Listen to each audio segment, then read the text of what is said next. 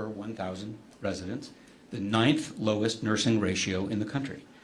We are in the bottom quartile per capita in the number of physicians for our population. More than 1 in 3 Arizona hospitals face critical staffing shortages. What does this mean? It means longer wait times for patients, it means difficulty getting appointments, and it means higher costs for families across our state, particularly in rural Arizona, where travel to healthcare can be challenging. And that's why today and through the course of the last few months and the next few months, the Arizona University System and the Board of Regents have set out to address our state's long-term needs with a new plan, Arizona Healthy Tomorrow. We are in the workforce business, and we are going to meet this challenge. Our 3 goals are as follows. Number 1, to reach the national average in terms of doctors and nurses per capita. Number 2, to enhance Arizona's competitiveness in the biosciences and life sciences. And 3, to improve healthcare access and outcomes with lower costs for Arizonans. This plan includes major growth and major investment from each of our state's public universities. It includes significant partnerships with the private sector, and it will inevitably include the support of state government. In April, at our meeting in Tucson, President Robbins shared his vision to support the new plan. The University of Arizona and its partner, Banner Health, are forging the College of Medicine and Banner University Medical Center into a fully integrated academic medical center, which brings together nationally recognized researchers with clinicians of national distinction. The result will be a higher standard of care for Arizonans and increased volume of medical students and graduates serving our communities and our state. U of A and Banner will also leverage its extensive rural healthcare network as well as telemedicine to make sure that these healthcare access is provided throughout our state. Northern Arizona University, meanwhile, is a national leader in nursing and allied health programs, will play a vital role in driving this initiative, especially in rural Arizona. This fall, the board will look forward to a presentation from President Cruz Rivera on how NAU plans to grow its programs in these vital workforce areas. Today, we will hear from ASU. We will hear from President Crow on how ASU is positioned to address the healthcare shortage crisis that we face. And while there are many components to the ASU health strategy, the boldest is that the Arizona Board of Regents has tasked ASU with developing a new medical school in Maricopa County. Our goal is to have medical schools operated by both UArizona and ASU to dramatically increase doctors, nurses, and allied health professionals through the combined efforts of all 3 universities. This is the kind of comprehensive effort that is necessary to meet the healthcare needs of our growing state while helping Arizona to ascend to a nationally, globally recognized hub of bioscience and research. It is an exciting day, an important day, and we are out to meet our responsibilities to the state of Arizona. President Crow, I'd like to turn it over to you. You can share with us the details of ASU Health. Thank you, Chair Duvall, and I welcome this opportunity to have an opportunity to walk through our overall strategy, responding to the request of the Regents. I'll give a few preparatory comments, contextualizing sort of where we are. Almost 21 years ago to the day, July 1st, 2002, I had lunch in Tucson with then Regent Jack Jewett. And at that conversation, we talked about the evolution of ASU, and the conversation about starting a medical school at ASU came up, and I said, no, not now, we're not ready.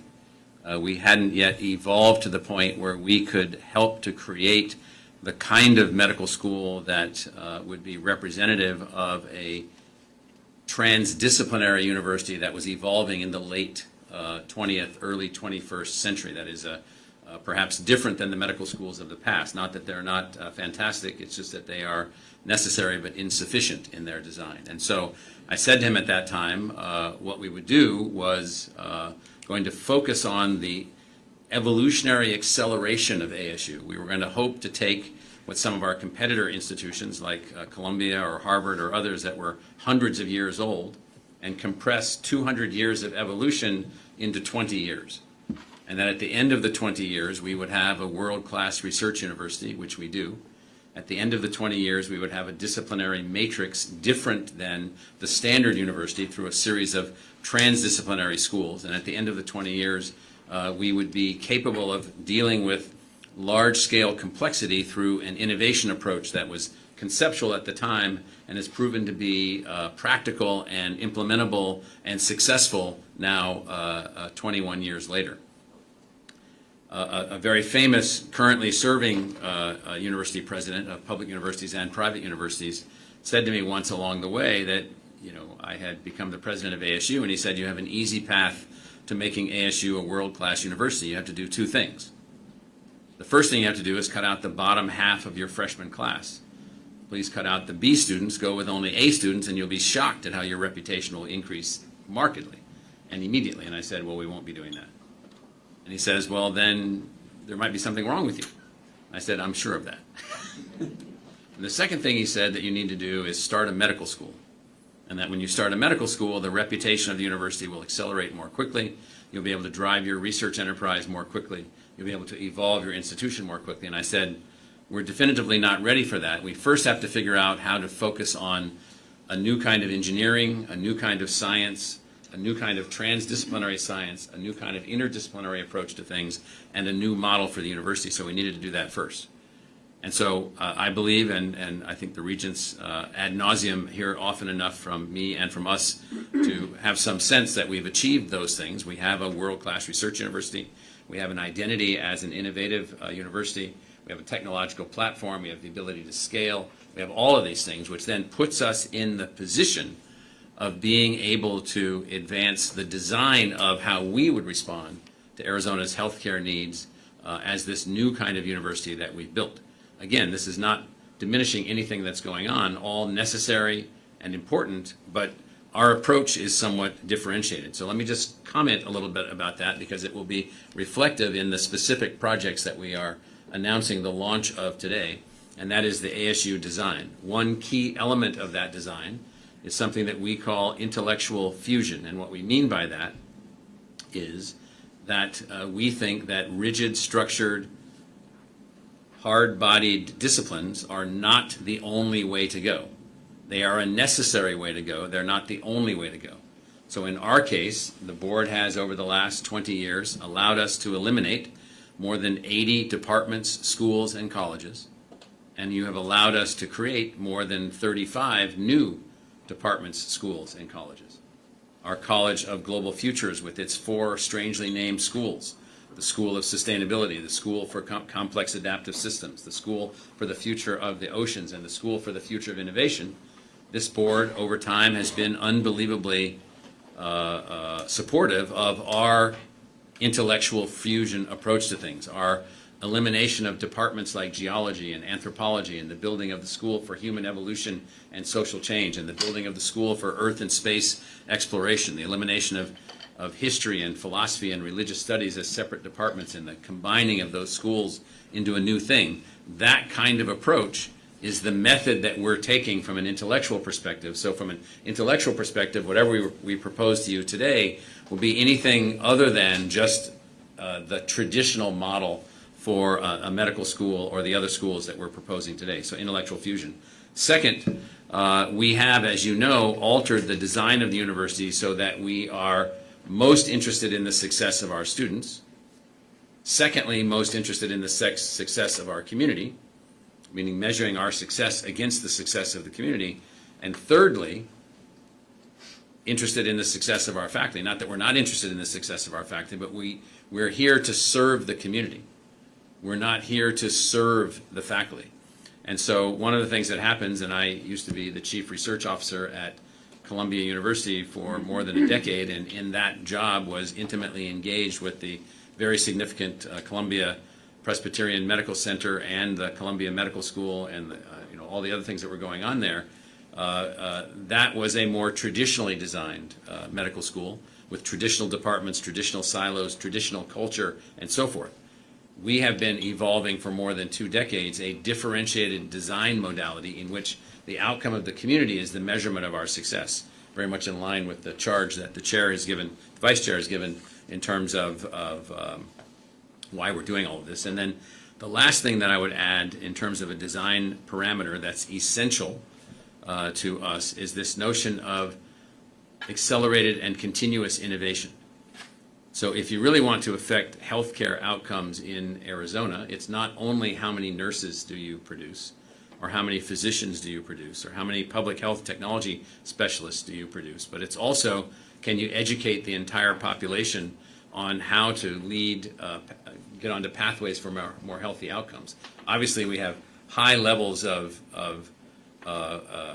ignorance, high levels of uninformed individuals, people trying to sort out all the information that's available on the internet, people trying to make life choices, and so forth and so on. How do you do all of that? How do you educate people? So the third design parameter that is central to the way that we're evolving the design ideas that you're going to see today is continuous innovation, and then I would add to that the use of technology in everything that we do. How we reach the public, how we would deal with public health issues, how we would design the medical school, how we would produce physicians, for instance, that might be, I don't want to think of them as superhumans, but more like Dr. McCoy. And what I mean by that is some kind of little device and instrument and tool and other kinds of things that go beyond just traditional medicine and go into the notion of social scale medicine in addition to traditional medicine. So, having said all of that, the ABOR request to us as the governing board of the 3 public universities is, are you ready to up your game? We need ASU to move to the front line of Arizona's health outcomes. Not that we haven't been there with our tremendously and significantly performing Edson School for Nursing and Health Innovation, or our College of Health Solutions, which between them have 10,000 students.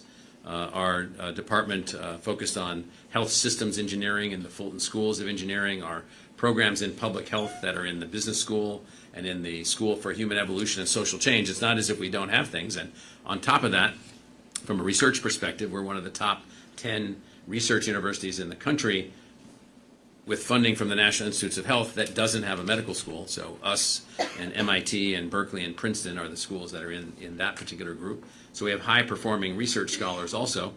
The board has also been allowed us to evolve the Biodesign Institute, which sits as one of the most significant institutes of its type in the country.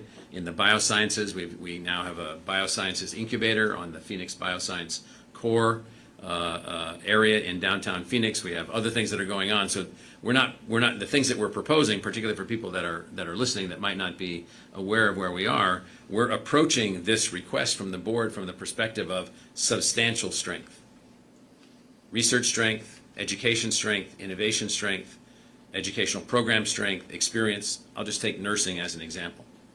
So the Edson School for Nursing and Health Innovation is one of the largest nursing schools in the country. We're producing large numbers of BSN RNs. We're producing very large numbers of MSNs, very large numbers of nurse practitioner doctorates. We have a number of programs there. The challenge that we have there is, how do you go from already being a very significant performer to being a hyper performer? One of the largest producers of nurses in the country to a much larger producer of nurses in the country. Well, that's through innovation, technologies, partnerships, alignments, and so forth. And so the request that came from the board, what I feel good about is we have the means to respond. We have the tools, the team, the mechanisms, the insights, the perspective, and the experience in both education, research, and outreach to the public. 20 years ago, we didn't have any of those things. We didn't have any of those things. We do now. And so the proposal that we're about to put on the table is one which I have very high confidence will be successful, very high confidence that the university will accelerate its evolution. We're moving at a time of 10 times the normal speed, so 200 years of evolution in 20 years. And we're going to have to accelerate that a bit more because of the timeliness of the needs of the public. So let me introduce the team that's been working for some time on this project. I'll start to my left with Morgan Olson, the university's Executive Vice President and Chief Financial Officer, who is working with us from his own experience as the former CFO at Purdue University, the former head of NACUBO, and building the kinds of models that we will need to advance this, because this is going to be advanced with a range of investors, private sector partners, public sector investors, university investments, and so forth and so on. And so Morgan's been involved from the beginning in helping us to make the designs that we're now working to now begin implement. And then Maria Anguiano, who's our Executive Vice President for Learning Enterprise. And Maria is on point with her startup staff of 120 people, focusing on a range of things about gaining more access to learning outcomes and learning tools from the general public. She'll be focused on the building of the public communication asset that we have. And then Dr. Shireen Gabriel, who's ASU University professor and our senior advisor on all things medical. She's the former president of Rush University in Chicago with its medical school and other schools, as well as the dean of the Rutgers University Medical School and the Mayo Medical School, as a member of the National Academy of Medicine, and has been working with us intimately in our team, in our group, to bring the expertise. She's also visited the prototype that we think we have for the medical school proposal that we're going to be making, and we can talk about that in a second, and made an assessment of that. And then Nancy Gonzalez, who is the university's Executive Vice President, Chief of our Academic Enterprise, and Provost of the university. So the 20 colleges of ASU, the 250 degree programs of the university, there'll be at least 4 or 5 colleges that will be involved in launching these schools. We're planning on launching these schools not by building from whole cloth and appointing all new people, but by drawing from the faculty that we have, drawing from the expertise that we have, and building a networked version, a matrixed version of the schools that we're talking about, which will allow us to accelerate more quickly. Chris Howard, who's the ASU Public Enterprise Chief Operating Officer and has been involved in all aspects of this project and its design, and brings his own experience as a former university president to the table. And Sally Morton, who is our EVP and head of the Knowledge Enterprise. For those of you that might think that these things come out of the head of the madman in room 410 of this building, that would be me. No. They might get started there, but they never get very far. And so this team has been working on this idea as well as with others. So let me get to the specifics of where we're headed. So first, and this is really important looking at the slides that are behind me, ASU Health is the name that we are selecting for what we will call the creature that ASU will establish. There are a number of universities that have such a name: UCLA Health, UCSD Health, et cetera, et cetera, et cetera. In those cases, those are large hospital organizations, healthcare organizations with clinics and so forth and so on. Our approach is different. Yes, we'll have a medical school. Yes, we'll have a public health technology school. Yes, we'll have expansion of other schools. But our approach to health is at the social scale. How do we take and address Arizona's health needs along the way? And so what is ASU Health? ASU Health will be a new structural entity within ASU, coordinating among and between the various colleges to build the new things we need to build, and then to coordinate and evolve our direct connection to the public. So we call it a learning health ecosystem. I apologize to the board for such academic-oriented phraseology, but what it means is one of our problems relative to health outcomes is bringing the public along with us. We can build every tool that we want. In fact, the United States should be noted as having the most advanced biomedical technologies that have ever put in place. We have unbelievable expenditures in the United States. We rank first in expenditures per capita on healthcare, and we rank somewhere below 25th in terms of the outcomes of those expenditures, in terms of lifespan and healthy lifespan outcomes and so forth and so on. So what we're missing in all of these things, we think, is a learning environment that's also operating at a social scale. So ASU Health is a learning health ecosystem designed to accelerate and grow our health-related efforts in response to Arizona's current and future healthcare needs. That's different than just the design of a medical school. What will we do? What will ASU Health do? We'll increase the number of healthcare professionals. We'll expand access to quality healthcare, and there's lots of ways to do that. Quality healthcare doesn't mean only showing up to the doctor's office. Quality healthcare means having an unbelievable decision assistant that understands you individually as a person and is helping you to make decisions each and every day in your life about your nutrition, your medical status, your symptoms, all these kinds of things. And so think of this in a broader contextualization. We will work to improve health outcomes and expand research. We believe with this accelerated activity, this will vault us over $1 billion a year of research expenditures, move us into the top ranks of the biomedical research organizations, particularly when you think about this in the context of social impact and social scale impact and med tech technologies and learning technologies and physicians being involved in health outcomes in not just hospital or clinic environments. We will provide professional healthcare training and upskilling throughout the entire population. And really, really importantly, because we can see this in the data for Arizona, we'll focus on health literacy. How do we get people to understand what they're listening to? How do you make decisions about where you are and what to do and how to take advantage of different kinds of things? So those are our objectives. Why does Arizona need ASU Health? Well, not only because the regents have asked us to do it. That's a good reason. Yes, that is always an important reason. And so, as the regents know, I listen carefully and process slowly. And so, but we are making progress. And so, I'll just quickly go through this. We don't do well in terms of our healthcare system performance. We're underperforming. There's lots of reasons for that. And so the best thing is to embrace that and to say, okay, how do we change that? How do we move that forward? We have a hospital bed shortage. That is, we've got shortages of workers, shortages of places to go, and we have health care outcomes we have to work on. This is, we're ranking low among public health funding. Well, it's not time to bemoan that. There's all kinds of reasons for that. It might not even be the best indicator. What is a good indicator is how do we increase our health outcomes, our public health outcomes, by perhaps using a model which doesn't require as much money. By using a model, this has been our approach to public education also.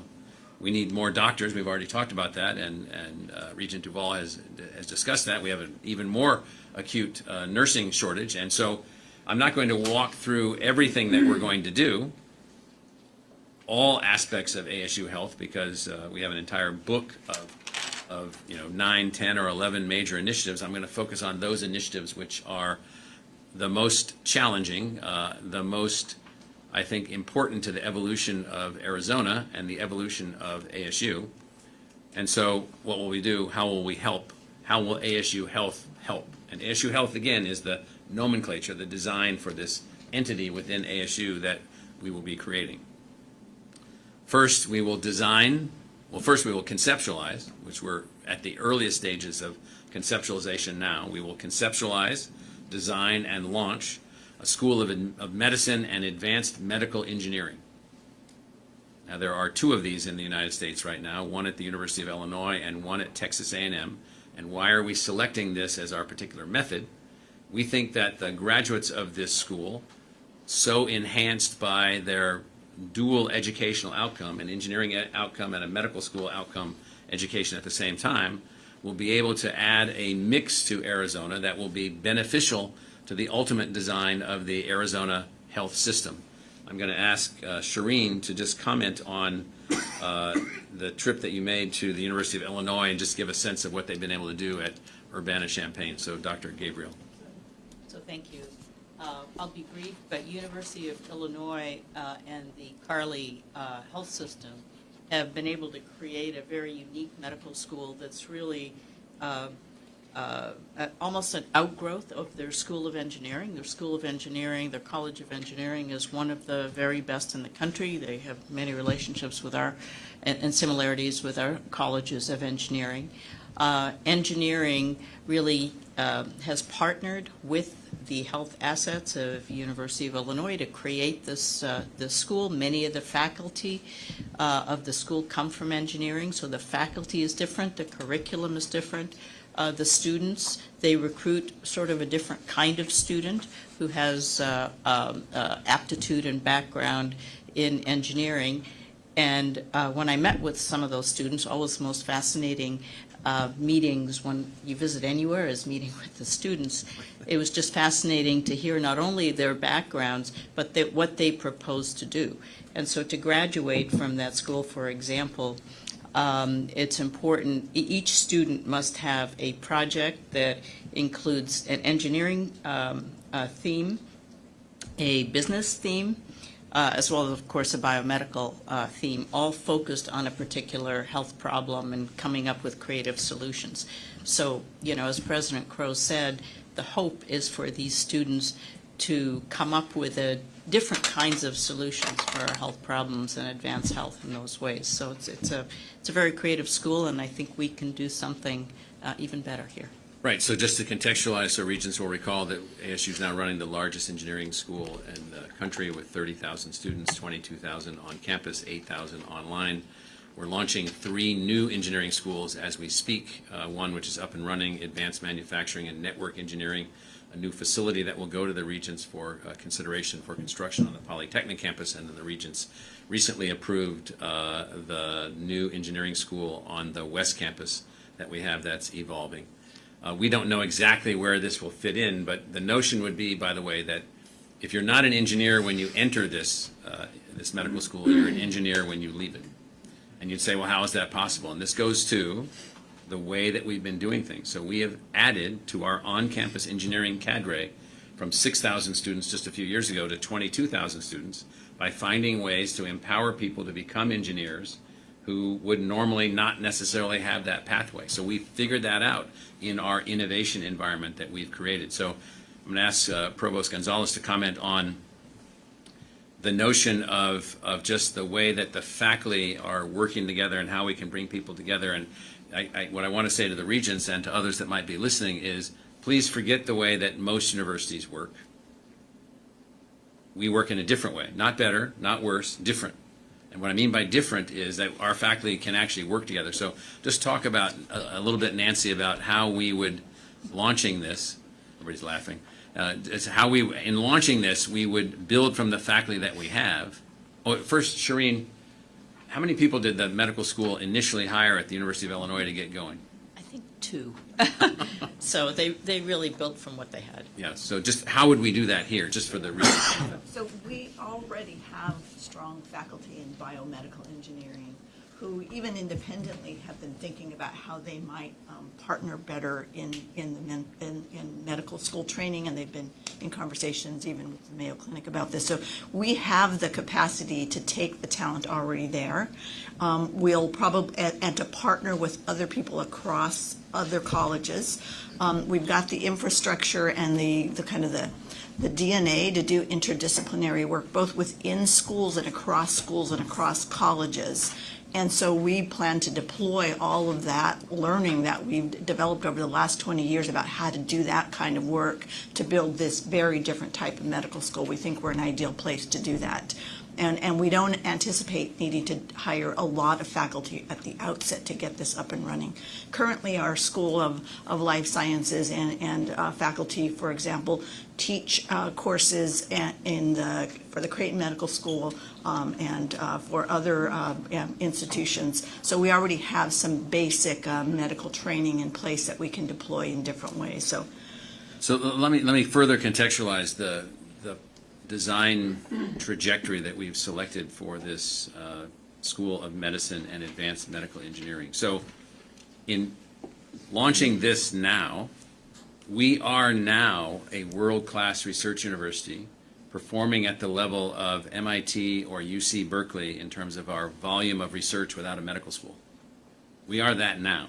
So that university, us, with the largest engineering school in the country, with the schools that we have, with the nursing college that we have, with the other schools that we have at ASU, with the Biodesign Institute, we're now entering this moment from a position of unbelievable strength, from which then this new design we think will become a prototype for a new kind of medical school.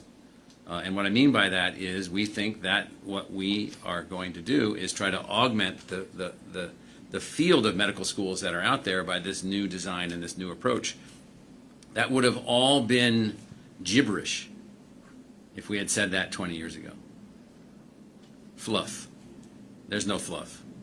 This is going to be a world-class medical school taking an engineering orientation and producing a new kind of physician engineer, and using this physician engineer in ways in the marketplace for the need for healthcare outcomes in new and powerful ways. Now, if you thought that's all we're going to do, well, that would be an error, because we're also going to launch a School of Public Health Technology, which is different than a School of Public Health. Now, this particular idea comes from the broader community of scholars and thinkers and public health professionals that are out there that have for some time suggested that in the mix of schools that are out there, the public health schools that are out there, there's a need for some of those schools to take intensely technologically focused approaches to public health outcomes. The uses of data, the uses of wearable devices, the use of advanced wastewater analysis systems, early warning systems, lots of things that are going on, but not in a focused way. And so in this particular case, we've already brought together a group of national experts. Susan Blumenthal, the former Assistant Surgeon General, Admiral Blumenthal, was our co-chair of advancing this project with Malcolm Grant, the former head of the health system, National Health System of England. We brought these people together and we've designed this school. We're further along with this school than we are with the medical school, and we will be finding ways to launch this school as soon as possible.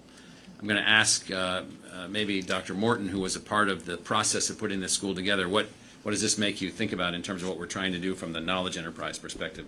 Sure. And I'll also add that Sally was a chaired professor in the University of Pittsburgh's medical school, has been involved in biostatistics her entire career, and brings that expertise to the table also. So thank you, President Crowe. So you've really emphasized the education in this public health technology domain, but two other aspects that we've talked about are both research. Obviously, what are the questions here? What research do we need to do to further them? But also innovation. What does a tech accelerator look like in this setting? What are the business models to move public health technology forward? And that is something that ASU obviously is an expert at. How could we get more concentrated industrial development around public health technology here in Arizona? As one of the remits from the board is you're also looking for enhanced industrial development in Arizona around these industries that could come from these things. And so we've designed this from that perspective. Anything else? So this school, again, would be one that draws from some of the faculty that we have, some faculty that we would hire, would operate at the modality of this intellectual fusion space that ASU has become very experienced at making these things happen.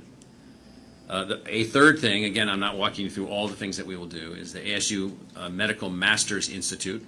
This is a one-year MS program for people that already have medical degrees that are looking for placement, looking for additional education, and what we're after here is ways to attract more physicians to Arizona. So the Medical Masters Institute would give these degrees, for instance, in public health technology, would give a master's in medical engineering and design, would give a master's in observational sciences, but it would attract MDs here, and then we would build an alliance with other healthcare providers so that they could be deeply engaged in looking at these students that come from these medical schools as ways to, as a different pathway. Would any of the team like to comment on this? Well, I'll say something. I think that now more than ever, senior medical students even, as well as individuals who already have master's degrees or people who are early mid-career in medicine are looking for ways to upskill, because it's become clear that whether it's technology, public health technology, engineering, there are all these new skills and disciplines that are bearing on medicine that they don't know anything about. So we believe if we offer these short one-year degrees to these kinds of individuals, we'll have a whole cadre of physicians or senior medical students that have now a connection to ASU and a connection to Arizona that hopefully will attract them here. That's the objective. The objective is to get more docs into Arizona, and there's all kinds of things that all of the universities could be doing to help that to happen other than just producing them. Our relationship with Mayo and the Mayo ASU Healthcare Alliance continues in all of this and accelerates. This is a picture, the buildings to the left, just to the right of the 101 right there. That's the Mayo Hospital to the far right.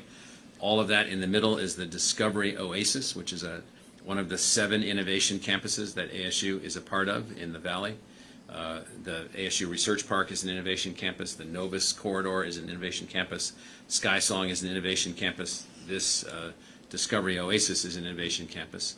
We have one facility built on this site. We have a relationship with the Mayo Clinic.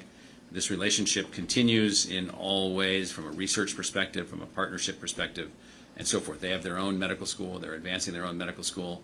We're working with them on those things. This is just to illustrate that this will continue. And you can see the scale of that piece of property there, which has been purchased by Mayo, and I think the first tenancies are advancing rapidly on that site. I'm trying to give a sense also of the fact that we're not abandoning the foundations on which we're resting. And then the last of the things that I will mention that we will be initiating is the Arizona Health Observatory. Observatory is a kind of a strange word, but it means how do you gather information to make better and early warning assessments of the condition of the public health status of people in Arizona. So, for instance, we are able to use wastewater right now to detect any of dozens and dozens and dozens of pathogens, viruses and other things, as well as drug use and other kinds of socially complicated things through our laboratory focused on solid waste assessment. This would be a great and tremendous expansion of that, this would be basically things that we learned during the pandemic, ways in which we can make better decisions, ways in which we could produce better health outcomes. I'll give you an example. So in Arizona, asthma is a leading contributor to underperformance for kids in elementary school. What could we do to be monitoring the dust load of the local environment, the particular wind conditions, et cetera, et cetera, et cetera, to help through a health observatory to get better educational outcomes for people afflicted with asthma, just as a simple example. So, Regent Duval, we have a few minutes that we can just deal with comments and questions. What I will say relative to process, the process here is one of accelerating the design activities we've already been in. This public blessing by the board, this public assignment now for everybody to be aware of, that ASU will be conceptualizing, designing, and launching a medical school. We will be conceptualizing, designing, and launching a public health technology school. We will be conceptualizing and designing an Arizona Health Observatory. We will then be building the Masters Institute that we mentioned here. And then other things that we will also do, just to be clear, are we will be working to triple the number of nurses that we are producing, which is no small feat, I have to tell you. We'll be looking to expand the research activity of our College of Health Solutions by 5x. And so that's a huge undertaking that we're taking in the middle of all of this. We'll be launching, in fact, Maria, you might want to comment, we'll be launching this health literacy program. Just mention a couple of the things involved with that. Yeah, so one of the things we're looking into is basically short bites of helping people take in health literacy. That's a very difficult subject. So by creating small short form videos of a way to really upskill people in their own health literacy, 5 minutes at a time. So that's one tiny example, but we're thinking differently and working with lots of different partners on, how to really create it as a more long-term nudge type ability for people to learn about health literacy. So ASU Health will be this entity that's performing all of these functions going forward. We'll be back to the Regents with obviously the details as required by Regents policy for the launching of new schools, the launching of new buildings, the design of new programs, the advancement of new degrees, all these things. You can see some brief pictures of the kinds of things that we were just talking about, all in the spirit of our charter. And so, Regent Duval, that is our presentation. We're open for comments. Sure. Thank you, Mr. President. Any comments from Regents before have a short close, and then we'll take questions from the press. Regent Herbold. A brief outline of the timetable would be helpful. I knew you would ask that. For public health, what I can say is that with this meeting, we will go into a ramp-up mode in terms of expanding our design, conceptualization, and implementation staff, which is to then leverage the other staff that we have. That'll be immediate. We will begin the process of basically working to launch the Public Health Technology School as soon as we can configure that. The medical accreditation processes are cumbersome, as Dr. Robbins and Dr. Gabriel are fully aware. That's not an overnight kind of thing. So we will work to design the medical school immediately and hope that we can launch it in the shortest time frame possible. We have to think through, we're already launching and designing our fundraising activities, our partnership activities. We are in discussions with major national healthcare organizations who might partner with us and invest in what we're doing. We're working on all of those things. We are already launching the health literacy design program that's underway, so it's an immediate thing. Some things will be rate limited by process. Some things will be rate limited by acquisition of people, but everything's in real time. Comments or questions? Any other comments by the team? Sally? Yeah, I would say that the Arizona Health Observatory is already well underway. You need that evidence scaffolding, as it were, to know what is happening, what impact we should have. We already have $20 million worth of funding on various projects that underlie the observatory. It's important to have that out in front. Yeah. Otherwise, you don't know what's going on. Right, so that's a function of we have to find some leadership folks to run these things and advance these things. We have other advisors and counselors that we're bringing in to help us to make the right kinds of decisions. The exciting thing for me in this, and President Robbins could perhaps comment on this, it usually isn't the case that what we've become as a very significant research university then decides to do a medical school. I think UT Austin would be the last example of that. Usually in lots of places they're just trying to build medical schools where they can get them going, and the university may be evolved, it may not be evolved. And so what I want to do is I want to be very, very deliberate about drawing from the foundations that we already have, which means, by the way, that we should be able to move at a somewhat more accelerated fashion. Michael. Yeah, I'll also say we've been actively designing the School of Public Health and expect that you'll Public be health seeing- technology. So it's public health technology, sorry. And we expect you'll be seeing documents on that for consideration for early fall. Yes. So I was just going to add, with respect to the ASU Medical Masters Institute, we already have, and Nancy will correct me, something on the order of 100 master's programs that exist that will be maybe adapted slightly and live there, in addition to the new ones that you talked about, public health technology, engineering, and so on. So one of the advantages we have with 5,600 faculty members and 25,000 support staff and 250 degree programs, or hundreds of degree programs, 250 programs, departments and schools, is that we have a lot to work with. If you're organized, in fact, you'll laugh at this, but this group's actual working name out of my office is Working Group Matrix. And the Feels reason like for that, that is, It feels like that too. Yeah. We're in the matrix. yeah, and so the matrix, we have an advantage in the matrix which allows us to move in an accelerated fashion. I will say, we don't know yet how long or the exact process of the accreditation environments. Shireen, you might want to comment, having been dean or president once and dean twice. Yeah, it varies. It can be 2 to 3 years. It can be something a little more than 1 year.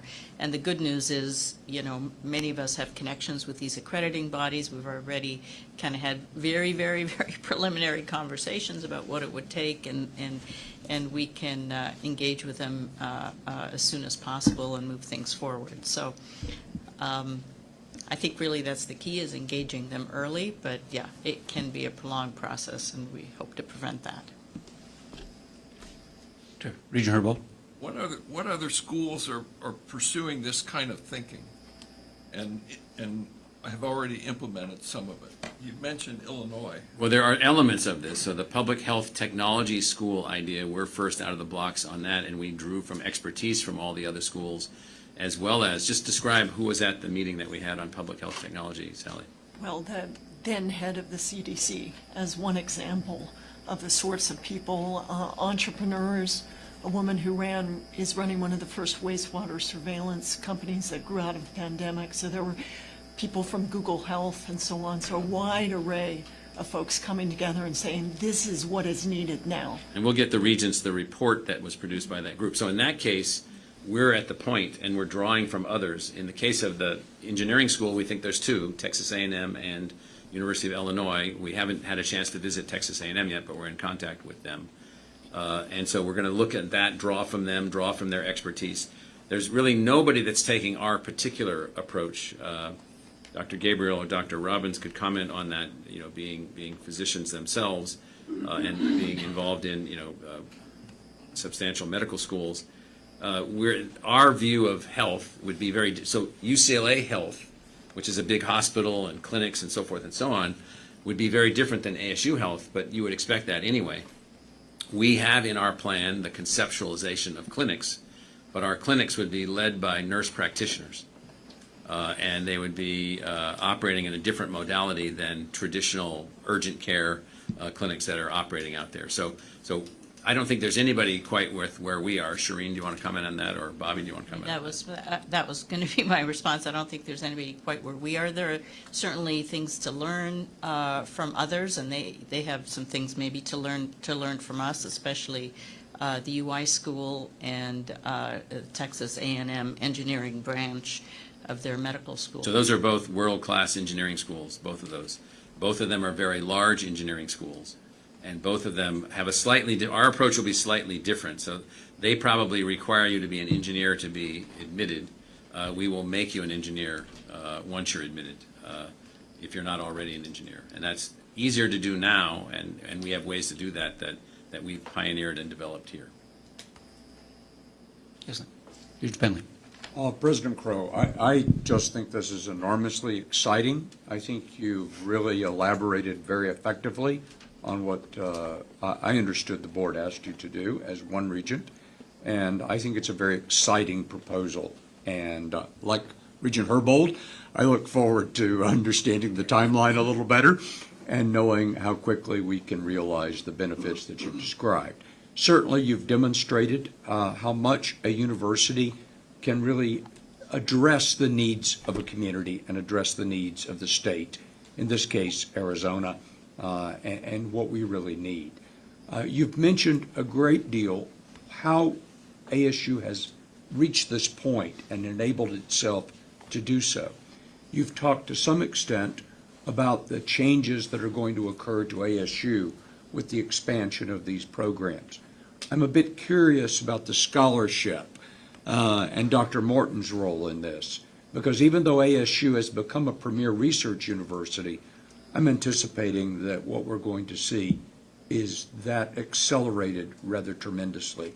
So a comment or two from you or Dr. Morton? Well, I'll give a few comments, and then Sally can comment, and it goes like this. And so we already, as a part of our evolution as a research university, have a lot going on in the biomedical space because of biodesign and other things that we've got going on. Our nursing research intensity is not where we would like it to be, so we're going to be looking to expand that and intensify that. Our nutrition research intensity is not where we'd like that to be, so we're going to be upscaling areas that we are not performing at the level that we would like to from a research perspective. That's not easy given the level of educational scale that we pursue things. The health observatory will be an accelerated new research area, the public health technology school, but also as a part of all this, we'll be looking to augment our faculty in biodesign, in the sciences, and in engineering, and in related areas of augmented intelligence, artificial intelligence, social sciences, behavioral sciences, and so forth. So maybe Sally and then also Nancy can comment on this.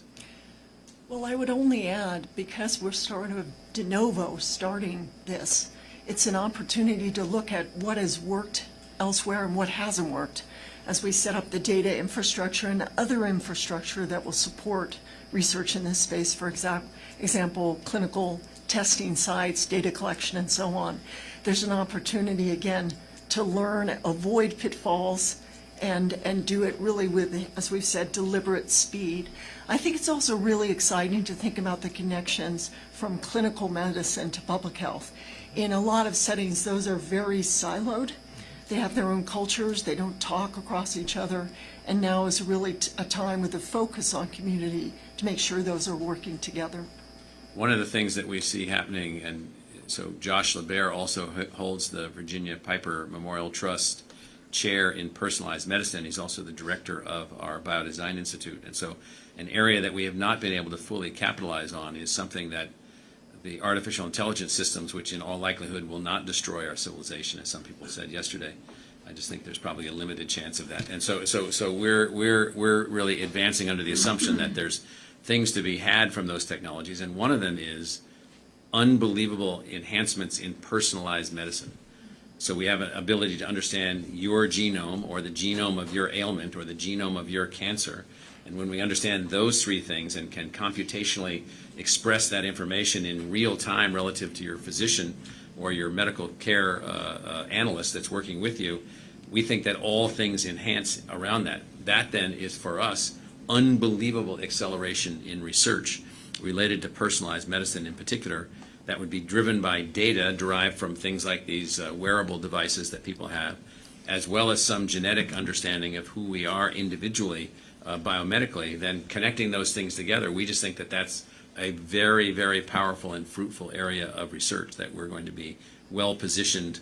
There's a lot of groups out there doing this stuff, but we're going to be well positioned to deploying it at social scale. That's really what we're focused on. President, can I just add one thing? It's a kind of corollary to what Regent Penley said. So the research and the scholarship, critically important.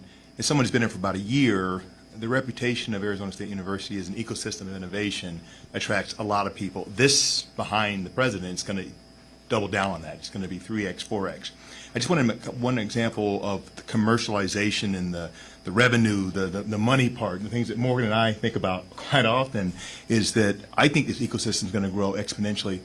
Example, connecting with someone who came up in the, Sally was at Pitt, I ran Robert Morris University in Pittsburgh, was on the board of St. Clair Hospital, which is part of the Mayo Clinic Alliance. A company that launched out of Pittsburgh, went to Silicon Valley, a bioinformatics company, sent their kids to school here, and then moved their whole operation here. Good manufacturing practices in bioinformatics, doing quite well, connected them with our dean of our School of Global Health Solutions, Deb Hurlister. I think you're going to see more of that. You're going to see more attraction of that virtuous cycle of companies that want to be in this, bedside, bench to bedside. And I think there's concomitants and unforeseen things going to be very positive because we already have this beacon around innovation. It's just going to continue to bring things in. That's one example. Dr. Crow, I'd just bring up linkage. Looking at these various approaches, I know well-studied, thoroughly looked at capabilities, and certainly when you look at these and how these will link together, we talked about the team of Matrix here. There is some great linkage here.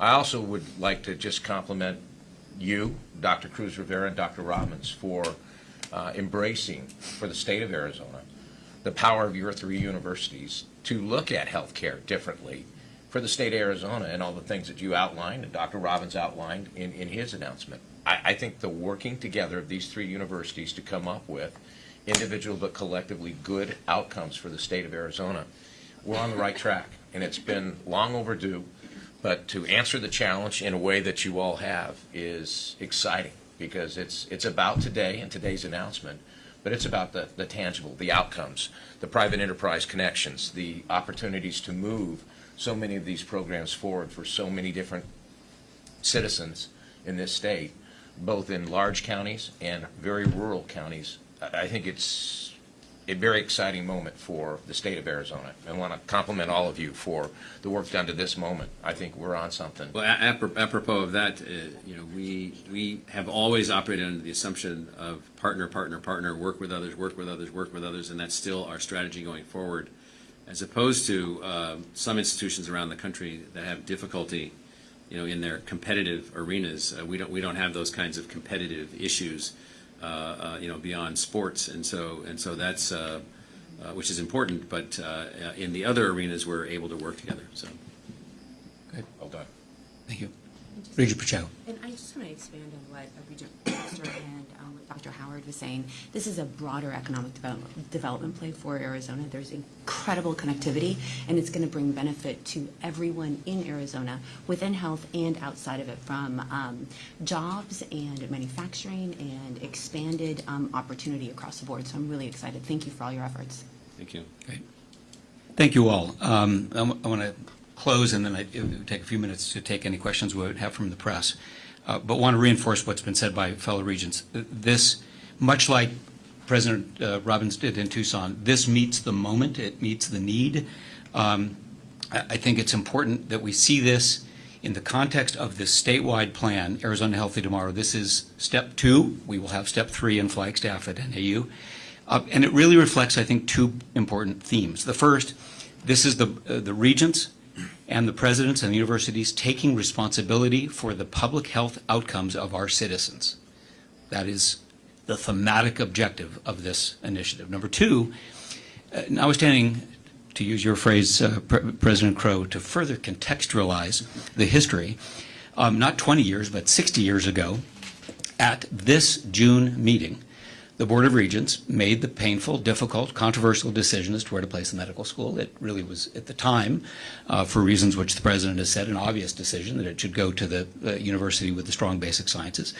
But for that decision, I would have been raised in Phoenix rather than in Tucson.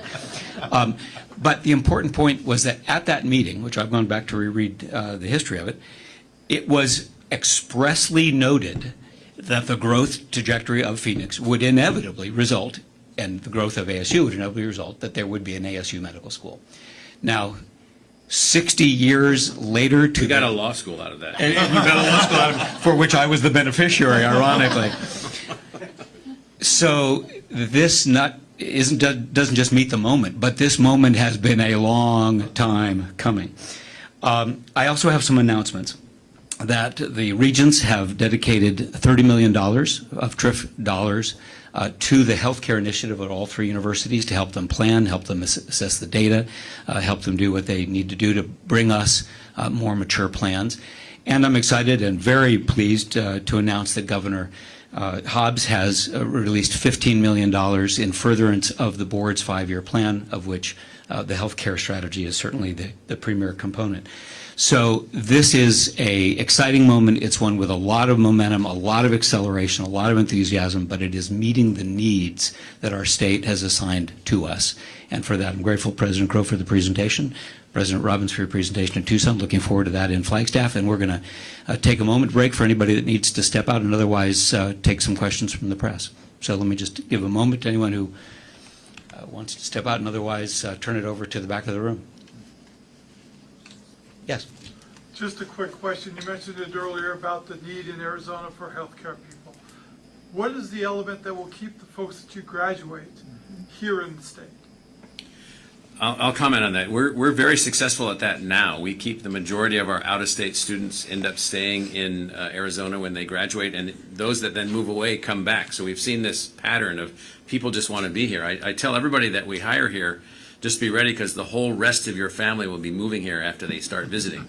And so we have certain natural attributes that keep people here. But I think the other thing goes to the environment that we're creating, and I think that Regent Pacheco said it correctly, that is, this is not just a launching of a medical school and a public health technology school and a health observatory. This is the further evolution of the ecosystem here, the businesses that cluster around these things. Part of our emphasis on technology is for that very reason, that we think that the technologies that will be emerging from the future of medicine are literally, given the computational tools that are now available and the visualization tools that are available and the access through the internet to information that people now have, they're unbelievable.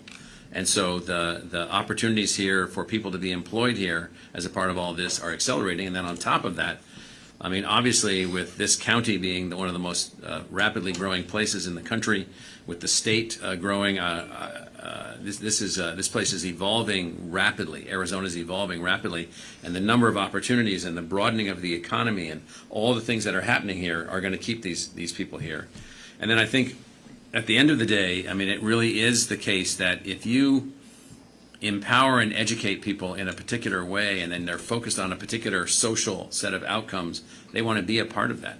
They want to be here, particularly the way that we will have medical students and public health technology students working at certain kinds of problems. So I think that's an objective, so we don't just train them and then send them off to Montana or California or wherever they might go. I think we've got a good set of tools to help keep people here and to attract people here also. If I could add a brief comment in the context of economic development. There is a global competition for this new, emerging, exciting arena of life sciences. Austin and La Jolla, and there are, in Germany, there are places where the necessary cluster of capital, intellectual capital, academic leadership, clinical leadership, and cultural ambition all have created the alchemy to make a competitive energy exist to drive into that new world. Arizona starting with TGen, moving to the BBC downtown, the University College of Medicine growing into its fullness in Tucson, what ASU has announced today. We are simply looking to accelerate the economic drivers that will enable us to create high wage growth, to create better health outcomes, to create cures, and for Arizona to be on the map of the bioscience competition. I was just in Abu Dhabi last Thursday and met with the leadership of their new medical school that they're launching at the University of Abu Dhabi. Even the university didn't exist until very long ago. I mean, the whole world is accelerating on all fronts this notion of there are ways now through the technology foundations that we have, the tools that we have, the science that we have, to change life outcomes in dramatic ways around biotechnology and biomedical systems and bioinformatics systems. And so, you know, I think that Phoenix and greater Arizona, Tucson, the state is a place where this can be accelerated to a very, very positive set of outcomes. And we already have a population which is benefiting somewhat from the outdoor nature of the place and the ability to exercise and all these other kinds of things. Now we need to ramp up our ability to create this this environment for creativity and technology development and producing new kinds of doctors and new kinds of nurses, all those things. Yes.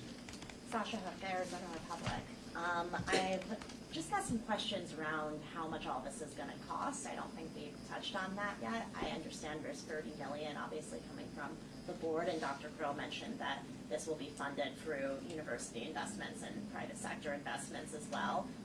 But is there a number on how much ASU Health is going to cost? And is there any idea from the Board of Regents as to how that $30 million is going to get divided between the three universities?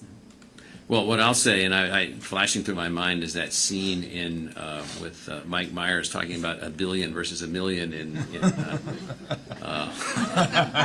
Some of you saw that movie and you remember it, and so it's more to the larger number, and so the way that this works is that the funds from the regents, funds that we have at ASU, resources that we can acquire, resources that we will put at risk, we will seed fund all of this, and then like the rest of ASU, it will find a way to fund itself, and that's the way that we've built the university. Now you have to look at how we have evolved the university.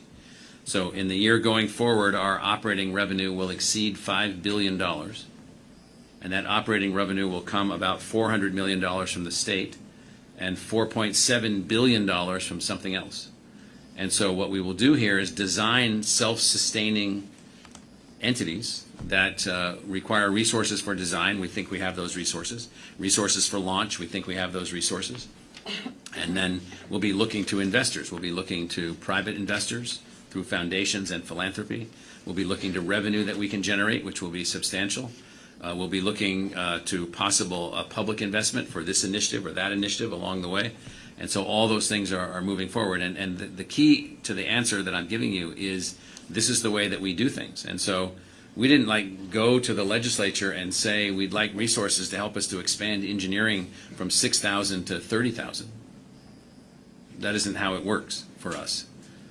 We evolve with the board a relationship where we develop plans and strategies and resources to initiate these strategies, and then we find the resources to be successful going forward. Now, that doesn't mean that we won't, we probably won't go to the Arizona Republic asking for a contribution, but we will go to others, and that, yes, I know.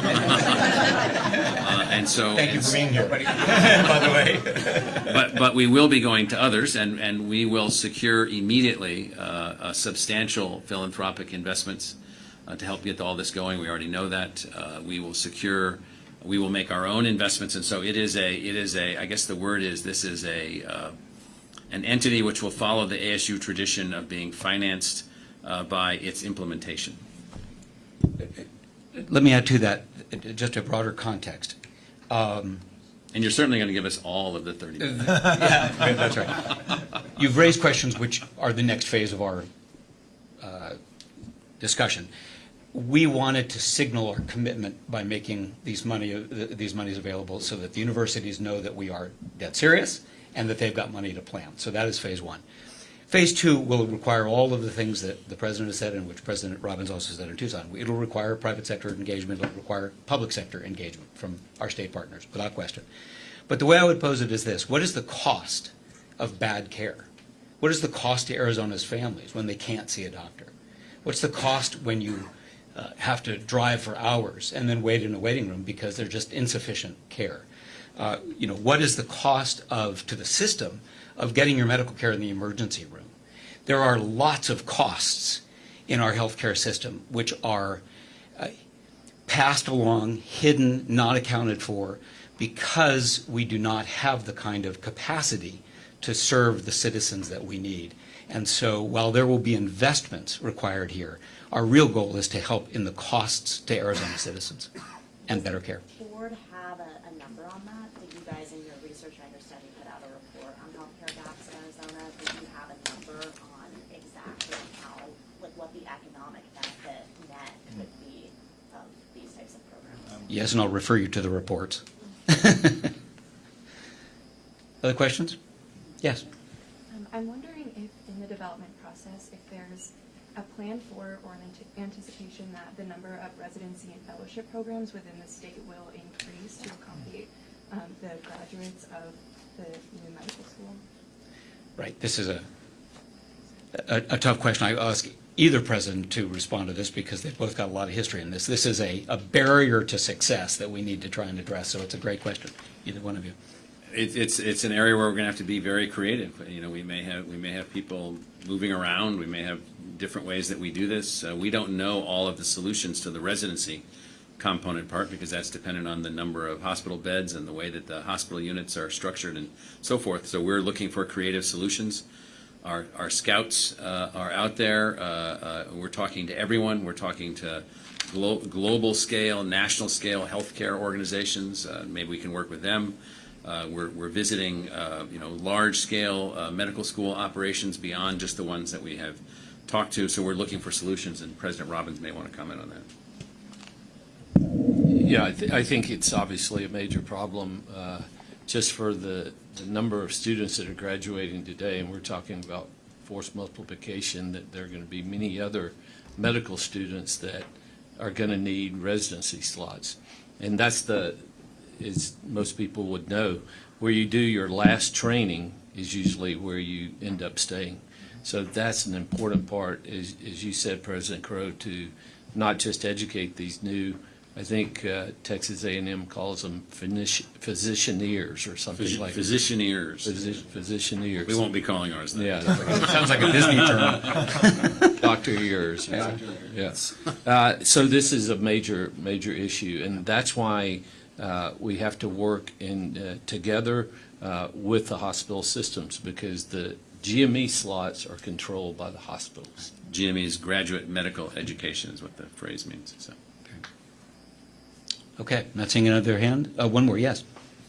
Last year, Arizona fell to 44th place for a child's overall well-being, according to the Kids Count data book.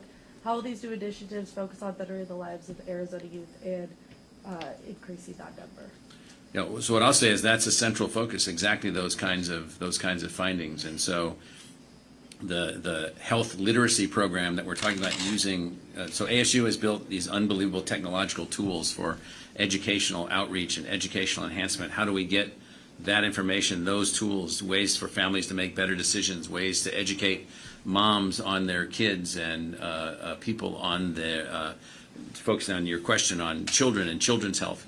How do we move beyond the model of a school nurse as you wait until the child is sick and then you send them to the nurse and you hope that somehow that's going to be the effective way of dealing with things. That's an inadequate model in every possible way.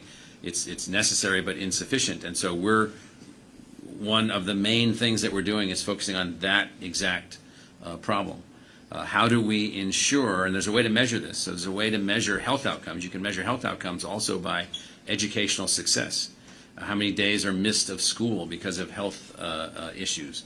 How many students are distracted from their learning outcomes because of health issues? How many people get off track because of health disruption in their families? And so our approach, exactly in the way that you're framing the question, is to look at that number if we can't raise that number and raise that performance, then we have failed. And so our design is not just to produce people and throw them out into the market and see what happens.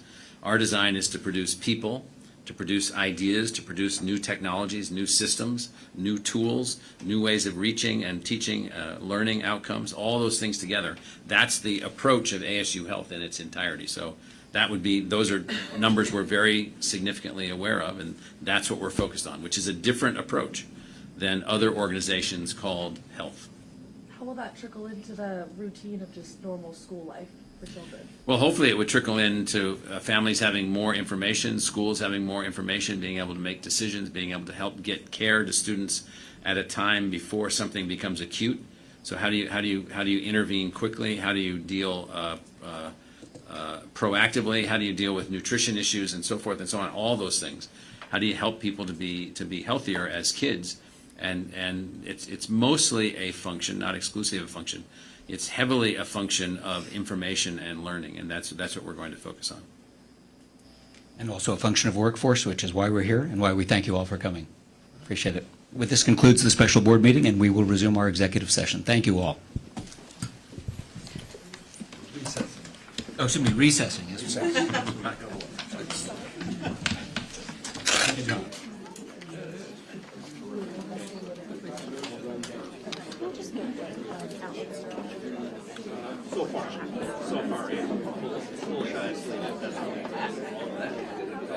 I think so,